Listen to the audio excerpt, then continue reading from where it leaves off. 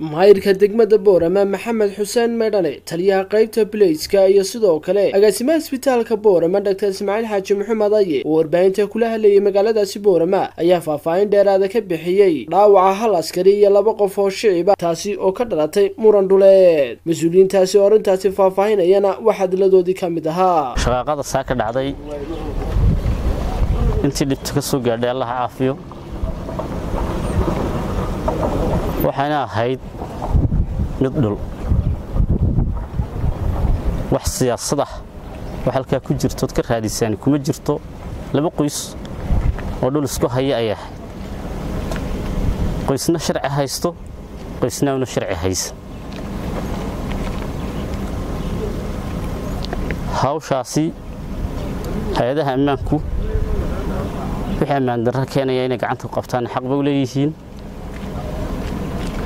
nabadgelyaduna waa taam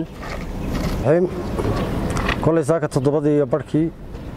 waxa qaybta booliiska gobolka Awdal soo gaaray report laba dhinac oo isku haya dhul oo dhinacna loo fasaxayo dhisanayo dhinacna niman burcada oo hubaysan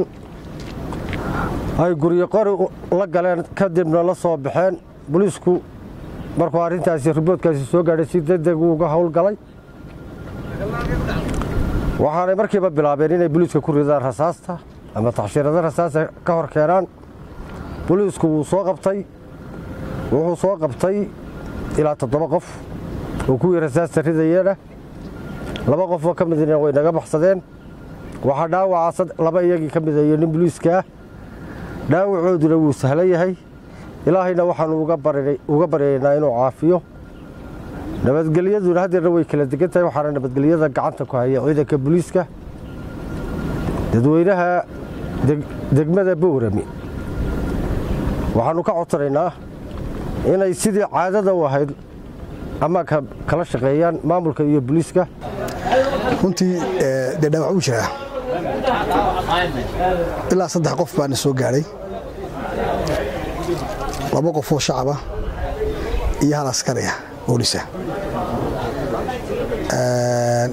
وانا داعي runtii fiido ma taqaan ama wax weyn oo halis oo jira ma jiro intuma waa daawac sahlan weeyaan hakala salaado ka fuudaado saddexdu waa daawac sahlan wax inta ka haynana waa 3 qof waa inta ka badanina ma jiro wax dhibashiina ma jiro Maxamed Xasan Shad Bare Somali News magaalada Boorama